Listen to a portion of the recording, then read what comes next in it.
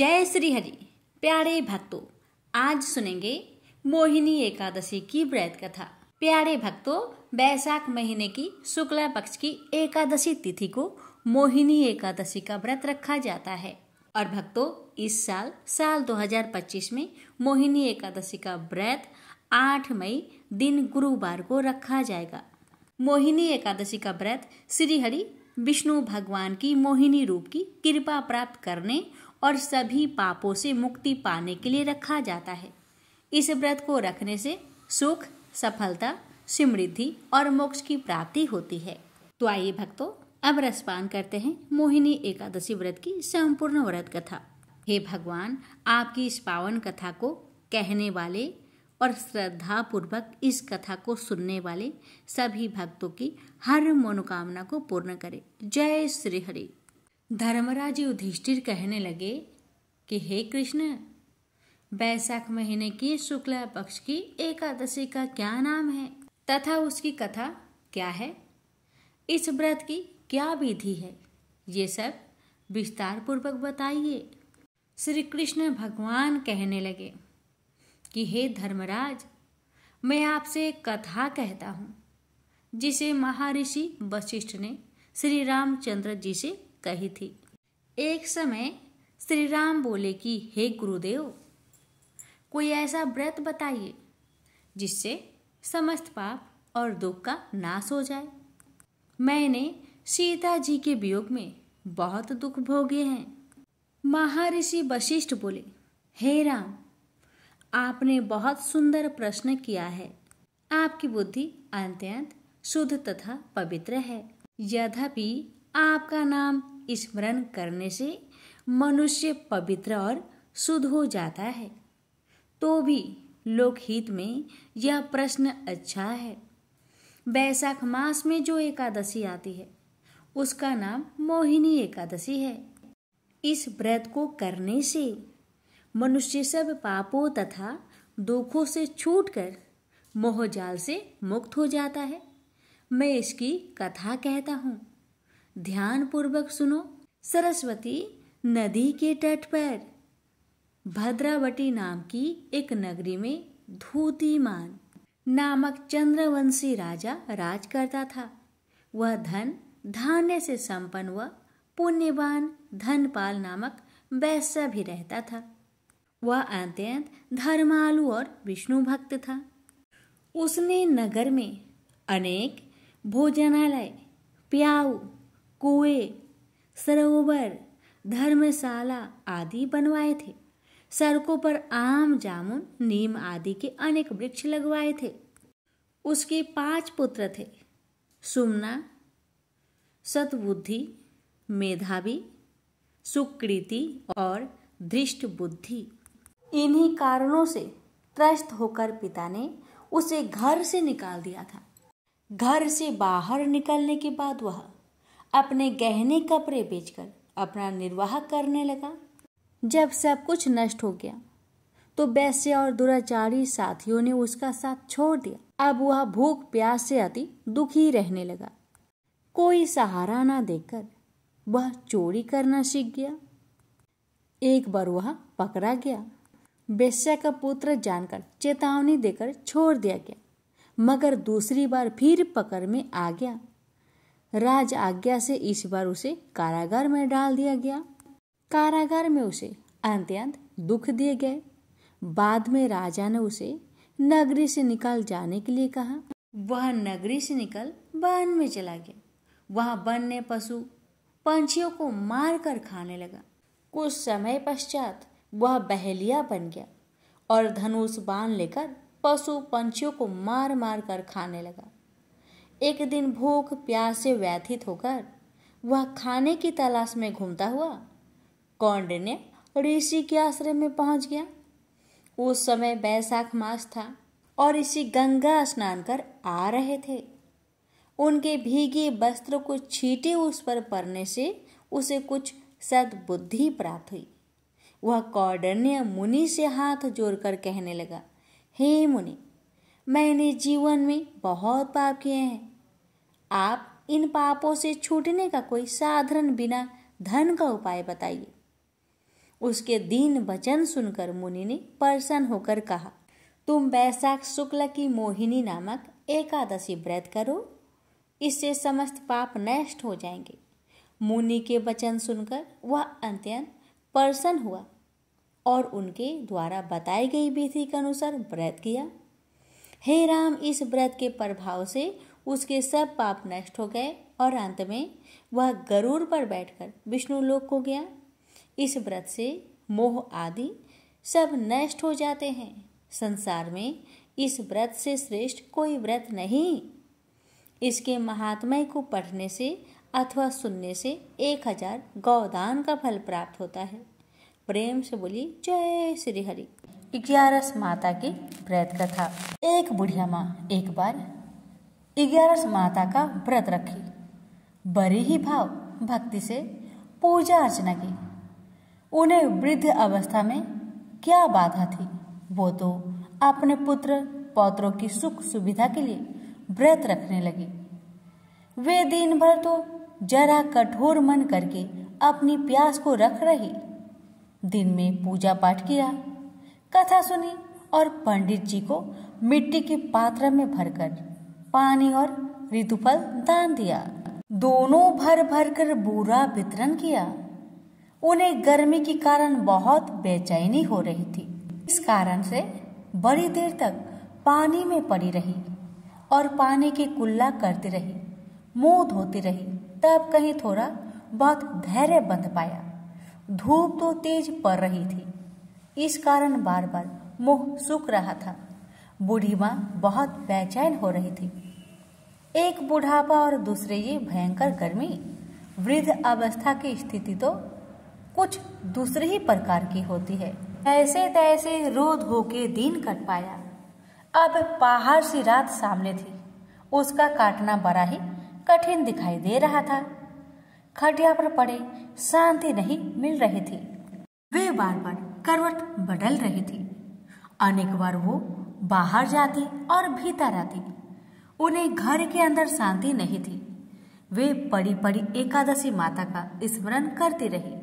वे कहती रही कि हे माता जी, आप मेरी लाज रखेगा, आप ही मुझे शक्ति दे दीजिएगा जिससे मैं भली भांति आपका व्रत कर सकूं और ये पहाड़ सी रात शांति पूर्वक व्यतीत हो सके। प्यास के कारण बूढ़ी माँ की बेचैनी तो बढ़ ही रही थी। उन्होंने धैर्य रखने का बहुत प्रयास किया, किंतु सहनशीलता की सीमा टूट गई और वे घबराकर एकदम चिल्ला पड़ी। बोली, बचाओ बचाओ बचाओ। अम्मा का चिल्लाना सुनकर परिवार भर के नर नारी, बच्चे और पड़ोसी एकत्रित होकर बूढ़ी अम्मा की खटिया के समीप पहुंच गए। सबने पूछा, अम्मा जी, आपको क्या हो गया? आप क्यों चिल्ला पड़ी है? आप इस वृद्धावस्था में ये कठिन व्रत क्यों कर रही हैं? अम्मा जी ने कहा, शक्ति से ही भक्ति होती है। थोड़ी ही देर में वे फिर से बोली कि अरे, हमारे प्राण तो ही निकल जा रहे हैं। मेरी छाती पर ठंडे पानी का घड़ा रख दीजिए। नातियों ने दादी की छाती पर ठंडे पानी का पात्र रख दिया। तब कहीं उन्हें थोड़ा बहुत आराम मिला और थोड़ी देर के लिए उन्होंने अपनी आंखें बंद कर ली। एकादशी माता ने सोचा कि ये बूढ़ी अम्मा है तो बहुत कठोर, जरा जाकर उसकी परीक्षा लेनी चाहिए। वे आधी रात को मुर्गा बनकर टेर लगाने लगी। मुर्गा की आवाज सुनकर दादी जल्दी से उठी और बाहर जाकर आसमान की ओर देखा, किंतु आसमान में कहीं उन्हें प्रातःकालीन तारा दिखाई नहीं दिया। वे सोचने लगी कि ये मुर्गा क्यों और कैसे बोल गया है। ये तो आधा रात मालूम प्रतीत होता है। उन्हें प्यास तो बहुत लग ही रही थी। थोड़ा बहुत उनका मन भी विचलित होने लगा था, किंतु अंत में उन्होंने दृढ़ निश्चय किया कि मैं अब व्रत को पूर्ण करके ही छोड़ूंगी, चाहे कुछ भी हो जाए, मेरा प्राण ही क्यों ना निकल जाए। ये सोचकर फिर वे खटिया पर शिथिल होकर सो गई। थोड़ी ही देर में एकादशी माता ने उनकी फिर से परीक्षा लेनी चाहिए। एक छोटी सी बालिका एक गिलास में शरबत लेकर उनके सिरहाने खड़ी हो गई और जोर से बोली, दादी जी, सवेरा हो गया, हाथ मुंह धोकर शरबत पी लीजिएगा। पहले तो शरबत का गिलास देकर उनका मन ललचाने लगा, किंतु अचानक व्रत का स्मरण हो आया और उन्होंने सोचा कि मैं किसी भी प्रकार से अभी शरबत नहीं पी सकती हूँ, और वे शांतिपूर्वक अपनी खटिया पर लेट गई। फिर थोड़ी देर में उन्हें ऐसा लगा कि जैसे किसी ने उन्हें पानी के कुएं में पटक दिया हो। वे बड़ी देर तक उस कुएं में हाथ पांव चलाती रही, किंतु उन्होंने अपने मुख में पानी की एक बूंद भी नहीं जाने दी और वे दृढ़तापूर्वक अपना व्रत पालन करती रही। थोड़ी ही देर में न जाने कहां से सामने आग जलने लगी, जिससे भारी गर्मी बढ़ने लगी। प्यास के कारण प्राण निकलने लगे, किंतु बूढ़ी अम्मा का कुछ भी नहीं बिगड़ पाया। वे जहां की तहां मुस्कुराती हुई बैठी रही। थोड़ी ही देर में बाहर प्रकाश दिखाई देने लगा। ऐसा लगा कि जैसे सवेरा हो आया। बूढ़ी अम्मा ने जब बाहर निकलकर देखा तो समझ गई कि अभी सवेरा होने में 3-4 घंटे की देरी है। यह जानकर वे शांतिपूर्वक इधर उधर घूमने फिरने लगी। एकादशी माता ये बात अच्छी तरह से समझ गई कि ये बूढ़ी अम्मा किसी भी प्रकार से अपने व्रत से नहीं टल सकती। वे उनके सत्य व्रत को ही अच्छी तरह से समझ गई। सवेरा होते ही बूढ़ी माँ ने स्नान किया, भगवान का पूजा पाठ किया, एकादशी माता की कथा सुनी, ब्राह्मणों को दक्षिणा देकर भोजन करवाया। तब कहीं बूढ़ी अम्मा ने जल ग्रहण किया। कन्याओं को भोजन कराने के बाद अम्मा ने भोजन किया। उस श्रेष्ठ व्रत के प्रताप से बूढ़ी अम्मा की आयु में वृद्धि हो गई। उनका घर परिवार हरा भरा हो गया। घर में अब उनके कोई भी अभाव नहीं रहा। वे हर तरह के सुख साधनों से संपन्न हो गई। नाती नातिनों से उनका घर भर गया और वे उसी दिन से 12 महीने की एकादशी का व्रत करने लगी। एकादशी माता के व्रत के प्रताप से इस संसार में हर प्रकार के सुख भोग कर अंत में बैकुंठ धाम को चली गई। से बोलिए एकादशी माता की जय। तुलसी माता की कथा सुनाने जा रही हूँ। एक नगर में एक गरीब ब्राह्मण अपनी पत्नी के साथ रहता था। वह भिक्षा मांग मांग कर अपना जीवन गुजारता और भगवान की पूजा में लगा रहता था। वह उतने ही भिक्षा मांगता जिससे उसके और उसके परिवार का पेट भर सके। उस नगर का राजा बहुत धनवान था और ब्राह्मणों का आदर करने वाला था। राजा किसी भी ब्राह्मण को अपने महल से खाली हाथ नहीं जाने देते थे। दूर दूर से ब्राह्मण राजा के पास आते और मुंह मांगा दान लेकर आशीर्वाद देते हुए वापस चले जाते थे। एक दिन ब्राह्मण की पत्नी ने ब्राह्मण से कहा कि दूर दूर के ब्राह्मण राजा से मनचाहा दान लेकर चले आते हैं और तुम भी यहाँ रहकर राजा के पास नहीं जाते। जन्म भर में कंगाली का झक झेलूं, आज तुम जाओ और राजा से कुछ मांग कर लाओ।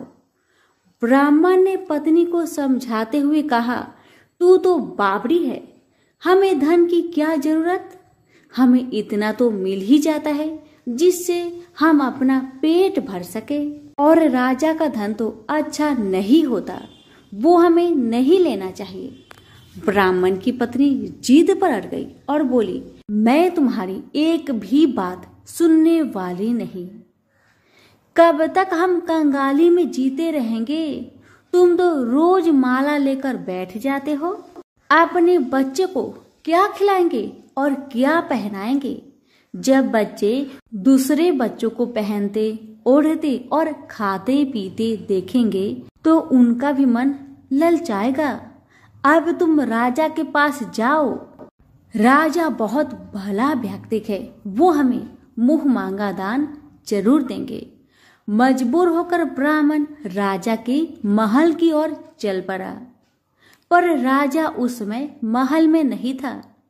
ब्राह्मण को वापस लौटना पड़ा। दूसरे दिन ब्राह्मण की पत्नी ने ब्राह्मण को फिर से महल में भेजा, परंतु राजा फिर से महल में नहीं मिला। तीसरे दिन राजा महल में गया और उसने ब्राह्मण का स्वागत किया और उसे आसन पर बैठाया और साथ में ब्राह्मण देवता से 2 दिन न मिल पाने के लिए क्षमा भी मांगी। राजा ने कहा, मैं आपकी क्या सेवा कर सकता हूँ? ब्राह्मण ने कहा, जो मैं मांगू वो आप दे सकेंगे? राजा ने कहा, हाँ हाँ कहिए, मैं आपकी क्या सेवा कर सकता हूँ? ब्राह्मण ने निवेदन किया, महाराज मैं कुछ और नहीं चाहता, बस आप मुझे अपने पसीने की कमाई से 4 पैसे दान में दे दीजिए। ब्राह्मण की बात सुन राजा बहुत हैरान हो गए और मन ही मन सोचने लगे कि मेरे महल में कितने सारे धन पड़े हैं, पर मेरी मेहनत की 1 कौड़ी भी नहीं है। राजा ने ब्राह्मण से कहा, आप मुझे 1 दिन का समय दे, मैं कल आपको आपका मुंह मांगा दान दूंगा। ब्राह्मण महल से अपने घर को खाली हाथ ही लौट आए। ब्राह्मण को खाली हाथ आता देख पत्नी बोली, क्या हुआ, राजा ने कुछ दिया नहीं? ब्राह्मण बोला, राजा ने कल देने के लिए कहा है। ब्राह्मण की पत्नी सोचने लगी, शायद इन्होंने बहुत सारा धन मांगा होगा और राजा को इसकी व्यवस्था करने में समय लग रहा होगा, इसलिए कल बुलाया है। दूसरी ओर राजा ने अपने राजसी कपड़े बदलकर फटे पुराने कपड़े पहने और मजदूर जैसा भेष बना लिया। जब राजा की पत्नी ने देखा और कारण पूछा तो राजा ने सब कुछ बताया। रानी बोली, मैं भी आपके साथ चलूंगी। राजा के हाँ कहने पर रानी भी पुरानी साड़ी पहनकर आ गई। इस प्रकार राजा रानी मजदूरी की तलाश में शहर निकले। लुहारों के मोहल्ले में जाकर राजा ने आवाज लगाई, किसी को मजदूर चाहिए? आखिरकार एक लुहार ने उन्हें बुला लिया, जो पहिए पर हाल चढ़ाने की तैयारी कर रहा था। उसने राजा से कहा, देखो तुम्हें पहले खलात ठोकनी पड़ेगी और जब आग आ जाए उसके बाद घन पिटना होगा। फिर रानी की ओर देखकर कहा, तुम्हें कुएं से पानी लेकर होदी भरनी होगी और कोयले वाले घर से कोयला लेकर भट्टी में डालना होगा। तुम दोनों के दिन भर काम करने के लिए मैं तुम्हें 2-2 आने दूंगा। अगर काम पसंद हो तो बोलो, नहीं तो अपना रास्ता नापो। राजा रानी लोहार के बताए काम को करने लगे।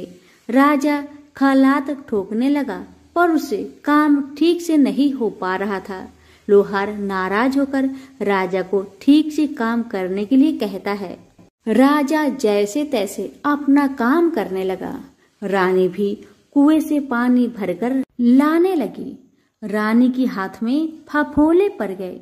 किसी तरह बड़ी कठिनाइयों से उसने पानी का हौज भरा। उसके बाद रानी कोयला लाकर भट्टी में डालने लगी। कोयला भरने के कारण रानी के गोरे गोरे हाथ और कपड़े काले पड़ गए। भट्टी में आग आने पर लुहार ने पात भट्टी में से निकालकर पहियों पर जमाई और एक घन अपने हाथ में लेकर और एक राजा के हाथ में देकर कहा, देखो बारी बारी से घन इस पर पटकना, हाथ इधर उधर ना होने पाए। राजा जोर जोर से घन पटकने लगा, लेकिन उसका निशाना ठीक नहीं बैठता था। कभी घन हाल पर गिरता तो कभी पहिए पर। मजदूरों का ऐसा काम देखकर लुहारिन बरबराती हुई आई और लोहार से कहने लगी, तुमने कहाँ से यह नौसिखिए मजदूर काम पर लगाए हैं? इनसे काम तो होगा नहीं। यह मजदूर तुम्हारा सब काम बिगाड़ देंगे। राजा रानी उन दोनों की फटाकर सुनते सुनते अपना काम मन लगाकर करते रहे। घन पटकते पटकते राजा का शरीर पसीना से तर तर हो गया और जोर शोर से सांस चलने लगी। रानी भी पानी भरते भरते और कोयला झोंकते झोंकते थक कर चूर हो गई। दोनों ने पूरे दिन बहुत मेहनत की। लुहार ने राजा रानी को 2-2 पैसे दिए, जिसे वो बड़ी खुशी खुशी लेकर महल आ गए। आज उन्हें पता चला कि मेहनत की कमाई कैसी होती है। राजा ने 4 पैसे अलग रख दिए और अगले दिन ब्राह्मण को बुलाकर उसे दे दिए। ब्राह्मण राजा को आशीर्वाद देकर घर लौटा और ब्राह्मणी से कहा, लो, मैं राजा के यहाँ से दक्षिणा ले आया हूँ। ब्राह्मणी खुश होकर दौड़ती हुई आई, पर जब उसने 4 पैसे देखे तो वह ठिठक कर रह गई और उन्हें दूर फेंक दिया। वो जल भूनकर ब्राह्मण से बोली, तुम जैसे दरिद्र राजा के यहाँ भी जाकर कुछ नहीं मांगा, शर्म भी नहीं आती। इतना कहकर रूठ कर चली गई और बहुत देर तक बरबराती रही। ब्राह्मण ने उन 4 पैसों को उठाकर तुलसी के पास रख दिए और सोचा, जब ब्राह्मणी शांत हो जाएगी तो जरूरत पड़ने पर ये सिक्के को उठा लेगी। परंतु कई दिनों तक पैसे वहीं रखे रहे और फूल बेलपत्र ऊपर से गिर गिर कर मिट्टी में दब गए। ब्राह्मण और ब्राह्मणी दोनों ही उन सिक्कों के बारे में भूल गए। कुछ दिनों के बाद तुलसी जी के घर में 4 पौधे उगे। चारों पौधे बहुत सुंदर थे। यह देख ब्राह्मणी रोज उसमें पानी डाल देती। 4 महीने बाद वो पौधे बड़े हो गए और उनमें फूल लगने लगे। फूल सूखने पर इनसे मोती झरने लगी। ब्राह्मण और ब्राह्मणी ने कभी मोती नहीं देखे थे। वो समझे कि कोई बीज है।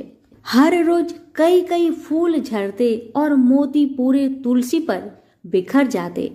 ब्राह्मणी उन मोतियों को समेट कर घर के एक कोने में डाल देती। इस तरह वहां मोतियों का ढेर लग गया था।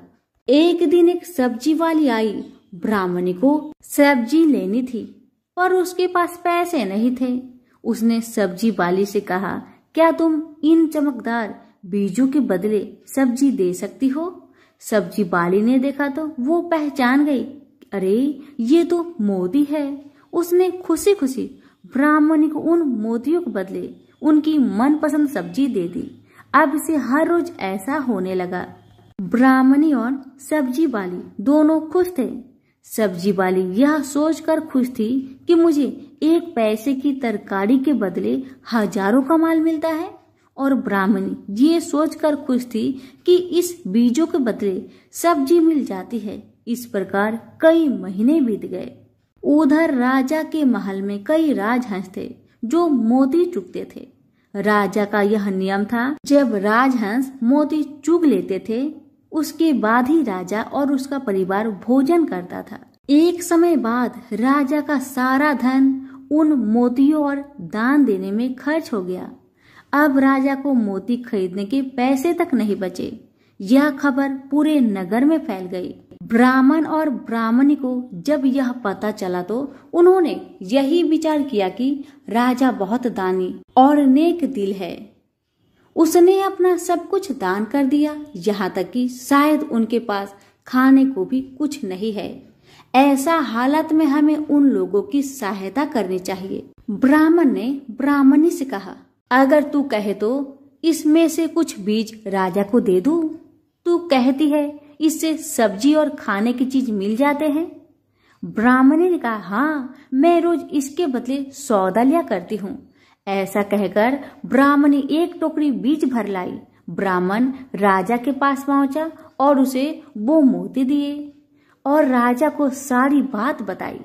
राजा उन मोतियों को देखकर चौंक गया। उसने मोती राजहंस को दिए। राजहंस उन्हें चुगने लगे। यह देख राजा ने ब्राह्मण से कहा, 1-1 मोती सैकड़ों रुपए का है। सच बताए, आपके पास इतने मोती कहाँ से आए? ब्राह्मण बोला, महाराज, ऐसे बीज तो हमारे घर पर बहुत है। और राजा को पूरी बात बताई। राजा अपने मंत्रियों के साथ ब्राह्मण के घर पहुंचे और उन चारों पेड़ों को देखा। पूछताछ में उन सिक्के वाली बात सामने आ गई। जब पेड़ों को देखा तो उनकी जड़ के पास वही सिक्के चिपके हुए थे। आज ब्राह्मण और ब्राह्मणी को मालूम हुआ कि उनके पास लाखों करोड़ों की दौलत है, जिसे वो साधारण बीज समझते थे। ब्राह्मण ने सोचा कि मेरे लिए यह धन किस काम का। ऐसा सोच ब्राह्मण ने सारे मोती राजा को दान में दे दिए। राजा की आंखें भी खुल गई। मेहनत के धन की कीमत उन्हें मालूम पड़ गई। उस दिन राजा ने प्रण कर लिया कि मैं खजाने के पैसे से एक भी पैसा अपने खर्च में नहीं लगाऊंगा, अपना खर्च मेहनत करके चलाऊंगा। खजाने और ब्राह्मण के दान से राजा ने जनता का हित में कई धर्म कर्म के काम शुरू कर दिए। हे तुलसी माता, जैसे आपने ब्राह्मण परिवार पे अपनी कृपा बरसाई, वैसे ही आपकी कथा कहने वाले, सुनने वाले, हुक्कारे भरने वालों पर अपनी कृपा सदा बनाए रखे। तो प्रेम से बोलिए तुलसी मैया की जय हो। तुलसी से जुड़ी एक कथा बहुत प्रचलित है। श्रीमद् देवी भागवत पुराण में इनके अवतरण की दिव्य लीला कथा भी बनाई गई है। एक बार शिव ने अपने तेज को समुद्र में फेंक दिया था। उससे एक महातेजस्वी बालक ने जन्म लिया। यह बालक आगे चलकर जलांधर के नाम से पराक्रमी दैत्य राजा बना। इसकी राजधानी का नाम जलंधर नगरी था। दैत्यराज कालनेमी की कन्या वृंदा का विवाह जलंधर से हुआ। जलंधर महाराक्षस था। अपनी सत्ता के मद में चूर उसने माता लक्ष्मी की पाने की कामना से युद्ध किया, परंतु समुद्र से ही उत्पन्न होने के कारण माता लक्ष्मी ने उसे अपने भाई के रूप में स्वीकार किया। वहां से पराजित होकर वह देवी पार्वती को पाने की लालसा से कैलाश पर्वत पर गया। भगवान देवाधिदेव शिव का ही रूप धरकर माता पार्वती के समीप गया, परंतु मां ने अपने योग बल से उसे तुरंत पहचान लिया तथा वहां से अंतर्ध्यान हो गई। देवी पार्वती ने क्रोध होकर सारा वृत्तांत भगवान विष्णु को सुनाया। जलांधर की पत्नी वृंदा अत्यंत पतिव्रता स्त्री थी। उसी के पतिव्रत धर्म की शक्ति से जलांधर न तो मारा जाता था और न ही पराजित होता था। इसलिए जलांधर का नाश करने के लिए वृंदा के पतिव्रत धर्म को भंग करना बहुत जरूरी था। इसी कारण भगवान विष्णु ऋषि का भेष धारण करके वन में जा पहुंचे, जहां वृंदा अकेली भ्रमण कर रही थी। भगवान के साथ दो मायावी राक्षस भी थे, जिन्हें देखकर वृंदा भयभीत हो गई। ऋषि ने वृंदा के सामने पल में दोनों को भस्म कर दिया। उनकी शक्ति देखकर वृंदा ने कैलाश पर्वत पर महादेव के साथ युद्ध कर रहे अपने पति जलंधर के बारे में पूछा। ऋषि ने अपने माया जाल से दो बानर प्रकट किए। एक बानर के हाथ में जलांधर का सिर था तथा दूसरे के हाथ में धड़। अपने पति की यह दशा देखकर वृंदा मूर्छित होकर गिर पड़ी। होश में आने पर उन्होंने ऋषि रूपी भगवान से विनती की कि वह उसके पति को जीवित करे। भगवान ने अपनी माया से पुनः जलांधर का सिर धड़ से जोड़ दिया, परंतु स्वयं भी वह उसी शरीर में प्रवेश कर गए।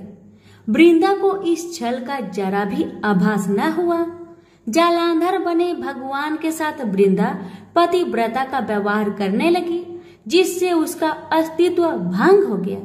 ऐसा होते ही वृंदा का पति जलांधर युद्ध में हार गया।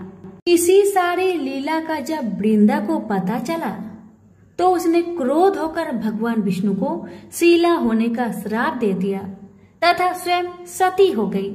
जहाँ वृंदा भस्म हुई वहाँ तुलसी का पौधा उगा। भगवान विष्णु ने वृंदा से कहा, हे वृंदा, तुम अपने अस्तित्व के कारण मुझे लक्ष्मी से भी अधिक प्रिय हो गई हो।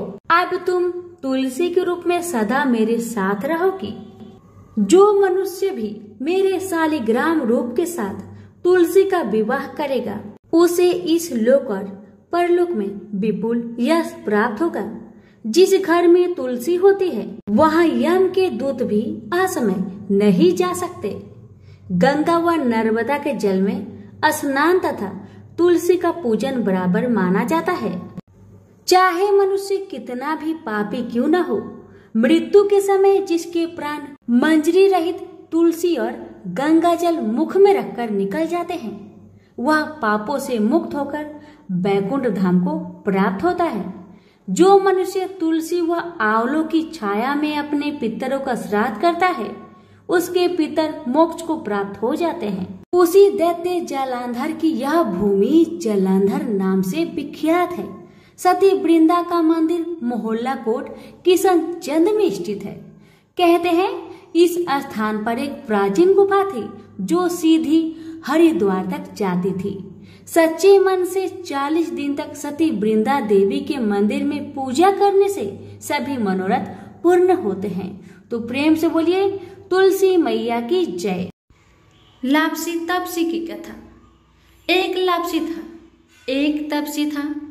तपसी हमेशा भगवान की तपस्या में लीन रहता था। लापसी रोजाना सवा सेर की लापसी बनाकर भगवान का भोग लगाकर जीम लेता था। एक दिन दोनों लड़ने लगे। लापसी बोला, मैं रोज भगवान की तपस्या करता हूँ इसलिए मैं बड़ा हूँ। लापसी बोला कि मैं रोज भगवान को सवा सेर लापसी का भोग लगाता हूँ इसलिए मैं बड़ा हूँ। नारद जी वहां से गुजर रहे थे। दोनों को लड़ता देखकर उनसे पूछा कि क्यों तुम लड़ रहे हो। लापसी ने खुद को बड़ा होने का कारण बताया और तपसी ने अपना कारण बताया। नारद जी बोले, तुम्हारा फैसला मैं कर दूंगा। दूसरे दिन लापसी और तपसी नहाकर अपनी रोज की भक्ति करने आए तो नारद जी ने छुपकर 1.25 करोड़ की एक एक अंगूठी उन दोनों के आगे रख दी। तपसी की नजर जब अंगूठी पर पड़ी तो उसने चुपचाप अंगूठी उठाकर अपने नीचे दबा ली। लापसी की नजर अंगूठी पर पड़ी लेकिन उसने ध्यान नहीं दिया। भगवान को भोग लगाकर लापसी खाने लगा। नारद जी सामने आए तो दोनों ने पूछा कि कौन बड़ा। तो नारद जी ने तपसी को खड़ा होने को कहा। वो खड़ा हुआ तो उसके नीचे दबी अंगूठी दिखाई पड़ी। नारद जी ने तपसी से कहा, तपस्या करने के बाद भी तुम्हारी चोरी करने की आदत नहीं गई इसलिए लापसी बड़ा है और तुम्हें तुम्हारी तपस्या का कोई भी फल नहीं मिलेगा। तपसी शर्मिंदा होकर माफी मांगने लगा। उसने नारद जी से पूछा, मुझे मेरी तपस्या का फल कैसे मिलेगा। नारद जी ने कहा, यदि कोई गाय और कुत्ते की रोटी नहीं बनाएगा तो फल तुझे मिलेगा। यदि कोई ब्राह्मण को भोजन करवाकर दक्षिणा नहीं देगा तो फल तुझे मिलेगा। यदि कोई साड़ी के साथ ब्लाउज नहीं देगा तो फल तुझे मिलेगा। यदि कोई दिए से दिया जलाएगा तो फल तुझे मिलेगा। यदि कोई सारी कहानी सुने लेकिन तुम्हारी कहानी नहीं सुने तो फल तुझे मिलेगा। उसी दिन से हर व्रत कथा कहानी के साथ लापसी तपसी की कहानी भी सुनी और कही जाती है। प्रेम से बोलिए लक्ष्मी नारायण की जय।